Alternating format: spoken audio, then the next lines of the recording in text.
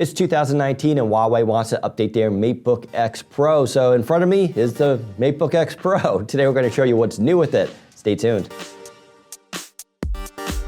All right, here it is, the MateBook X Pro. Now let's be clear here, this is very much a refresh with slight upgrades, not a whole redesign, although on the exterior here you do get a new Huawei logo, which is just the name this time without the flower. So it looks a little bit more professional. I think a lot of you guys will like it.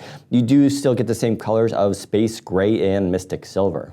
Turning around to the left-hand side here, you do get a 3.5mm headphone jack and 2 USB Type-Cs with Thunderbolt 3, and this is now we're told a full Thunderbolt 3 with the 4 lanes, so you can connect it to an eGPU and go nuts. And on the right-hand side here, you still get that USB Type-A, and that's what makes this device a little bit different here. Usually devices that are this thin and light don't go with a USB Type-A, but you still get one, which is super convenient.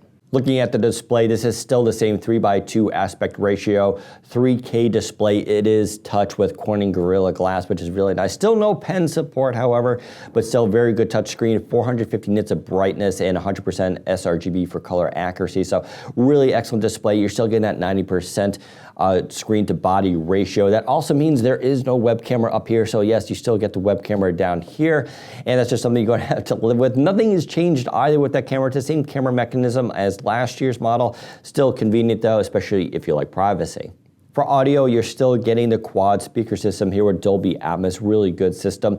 And you still get that giant trackpad. Again, nothing has changed from last year. They're keeping everything the same.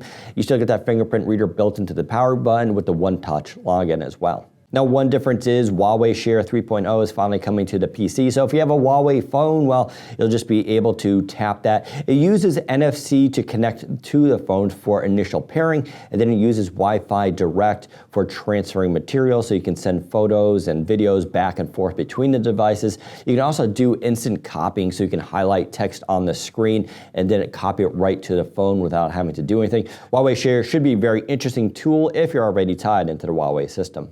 All right, so as you can see, the MateBook X Pro for 2019 is basically the same as last year's model, which is actually really fine. That was a great laptop, one of the best selling and most interesting of 2018. What is different this year is the processor. So it is now upgraded to a Core i7 8565U, that is Whiskey Lake, and they also upgraded the GPU to an MX250.